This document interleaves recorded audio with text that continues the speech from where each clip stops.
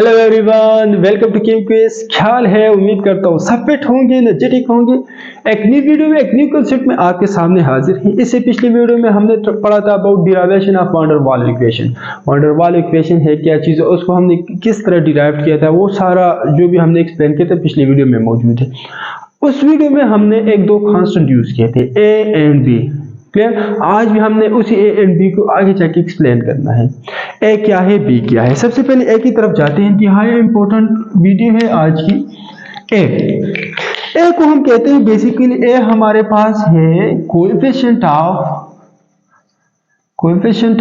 Attraction. Coefficient of attraction. जब हम pressure correction कर रहे थे, PV = nRT आइडियल गैस में हम जब प्रेशर को करेक्ट कर रहे थे, वहां पर वान डेर वाल ने एक कांस्टेंट यूज किया था ए, और ए से मुराद क्या है, कोएफिशिएंट ऑफ अट्रैक्शन है। क्लियर। जितना एक गैस है उस गैस में ए की वैल्यू ज्यादा होगी, मतलब वो गैस ज्यादा डिविएट करेगा, उसमें प्रेशर ज्यादा डिक्रीज होगा, तो हमने ज्यादा प्रेशर उसको ऐड करना है। क्लियर। तो ए क्या है बेसिकली, ए हम कह सकते हैं इंटरमॉलिक्यूलर फोर्सेस को डायरेक्टली प्रोपोर्शन है। एक गैस है उसमें इंटरमॉलिक्यूलर फोर्सेस ज्यादा है, तो मतलब उसका ए वैल्यू क्या है, वो ज्यादा होगा। उसमें अट्रैक्शन मॉलिक्यूल के दरमियान क्या होंगे, ज्यादा होंगे। जितने ज्यादा अट्रैक्शन होगा उतना प्रेशर कम एक्सर्ट करेगा, जितना कम प्रेशर एक्सर्ट किया तो उतनी ज्यादा वैल्यू हमने उसके साथ ऐड करनी है। आप रिकॉल करें, प्रेशर के साथ हमने an²/v² ऐड किया था, तो ये क्या चीज है, ए। क्लियर। ये ए को हमने ऐड करना है प्रेशर। जितना ज्यादा ए होगा उतना प्रेशर कम एक्सर्ट होगा, तो जितना कम प्रेशर एक्सर्ट होगा तो उतनी ज्यादा वैल्यू हमने यहां पर इसके साथ ऐड करनी है। ठीक है जी। तो ए क्या है, इंटरमॉलिक्यूलर फोर्स को डायरेक्ट प्रोपोर्शन। एक यूनिट हमने फाइंड करनी है, यूनिट ऑफ ए। ए क्या है, हमने पढ़ा है यहां पर P = n²/v², इसके बराबर है।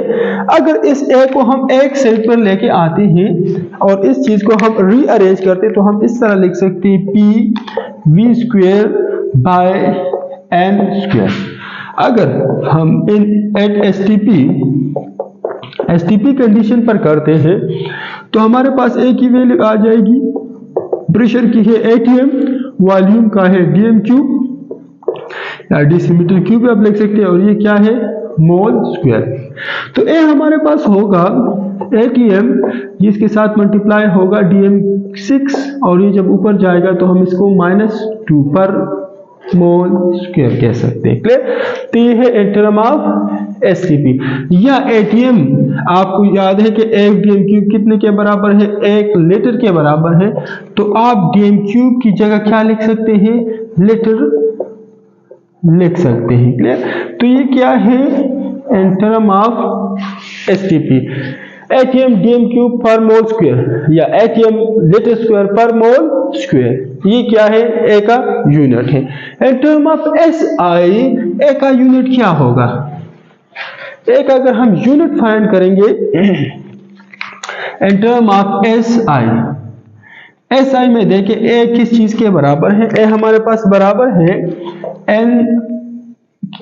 PV²/n², इसके बराबर है। P हमारे पास क्या है, ऐसा यूनिट में प्रेशर हम न्यूटन पर मीटर स्क्वायर लेते हैं, वॉल्यूम हम क्या लेते हैं, मीटर क्यूब, यहाँ पर क्या है 2 है, और n² हम क्या लेते हैं, मोल स्क्वायर। क्लियर। तो हमारे पास होगा m-2, इसको जब हम मल्टीप्लाई करें m6 हो जाएगा, डिवाइड बाय पर मोल स्क्वायर। ये भी मीटर है, ये भी मीटर है, इससे जब ये माइनस हो जाएगा तो हम कहेंगे कि ये क्या है, 4 के बराबर हो जाएगा पर मोल स्क्वायर, ये इसके बराबर हो जाएगा। क्लियर। तो ए का यूनिट एसआई में ये है, एंड एसटीपी में हम ये दोनों यूनिट यूज कर सकते हैं। क्लियर।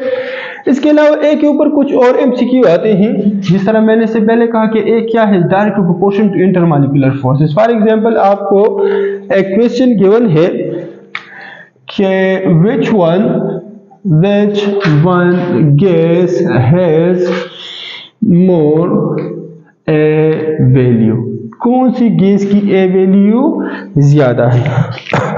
एक क्या है, फॉर एग्जांपल क्लोरीन गैस है और दूसरा हमारे पास फॉर एग्जांपल क्या है, फ्लोरीन गैस है।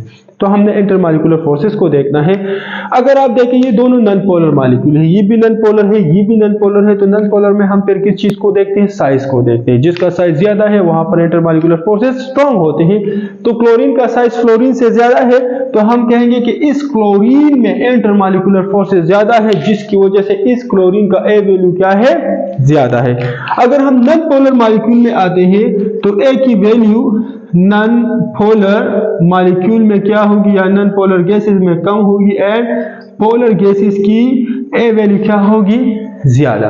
रीजन हम ये देंगे कि पोलर मॉलिक्यूल का इंटरमॉलिक्यूलर फोर्स स्ट्रांग होगा एंड नॉन पोलर का नॉन पोलर में जो इंटरमॉलिक्यूलर फोर्सेस है वो वीक होते हैं, जिसकी वजह से compare to the polar molecule non polar molecule का ए वैल्यू क्या होगा, कम होगा। Clear. Use the about a. B की तरफ आते हैं। बी हमारे पास क्या है, बी हम पढ़ते हैं एक्सक्लूडेड वॉल्यूम है या इफेक्टिव वॉल्यूम है।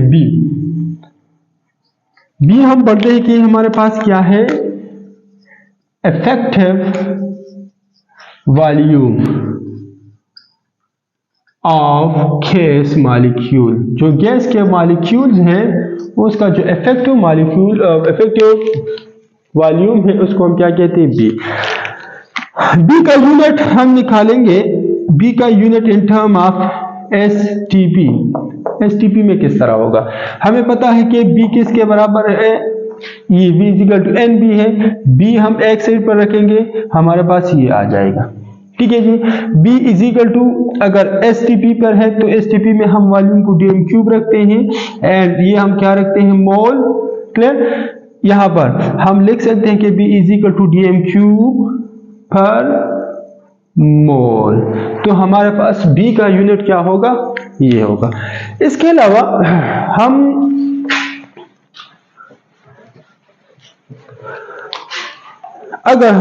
हमें पता है कि 1 डीएम क्यूब कितने के बराबर है, 1 लीटर के बराबर है। क्लियर। तो डीएम क्यूब की जगह हम लीटर भी लिख सकते हैं। बी हमारे पास क्या बराबर है, लीटर पर मोल के बराबर है। ये तो था एस टीपी पे। एसआई में क्या होगा, इन एसआई यूनिट्स बी का वैल्यू क्या होगा, बी का यूनिट क्या होगा। हमें पता है कि बी किसके बराबर है, एन बाई वी के बराबर है। क्लियर। Number of V by N के बराबर है, वी बाई एन के बराबर है। In term of SI volume हम क्या लेते हैं, मीटर क्यूब लेते हैं। क्या लेते हैं, मीटर क्यूब। और मोल हम नंबर ऑफ मोल हम मोल लेते हैं तो हमारे पास होगा मीटर क्यूब पर मोल। तो ये होगा बी का यूनिट। सिंपल।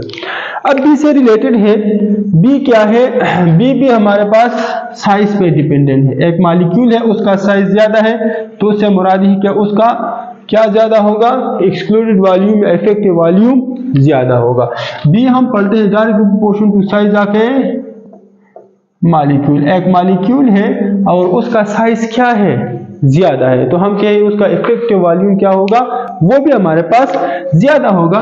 फॉर एग्जांपल अगर आपसे कोई पूछे, क्वेश्चन आ जाए कि which gas has greater b value, b value कौन सी गैस की ज्यादा होगी। ए फॉर एग्जांपल हमारे पास है O2 एंड बी हमारे पास है Cl2। अगर हम देखें O2 में कितने शेल्स हैं, ऑक्सीजन के 2 शेल्स हैं, एंड क्लोरीन में कितने शेल्स होते हैं, 3 शेल्स होते हैं। तो जाहिर सी बात है क्लोरीन का साइज ज्यादा होगा एंड यहाँ पर बी की वैल्यू क्या होगी, ज्यादा होगी।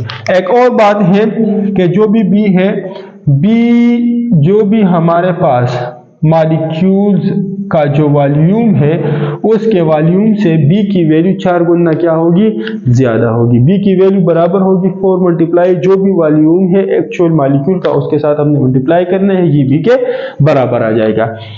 आज की वीडियो में हमने ए एंड बी के हवाले से बड़ा इंतहाई इंपॉर्टेंट था।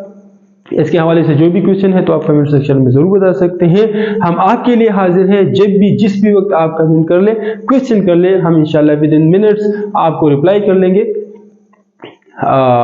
इसके अलावा चैनल को जरूर लाइक करें, शेयर करें, सब्सक्राइब करें। मिलेंगे नेक्स्ट वीडियो में नेक्स्ट कंसेप्ट के साथ, तब तक के लिए जय दीजिए, अल्लाह हाफिज़, थैंक यू वेरी मच।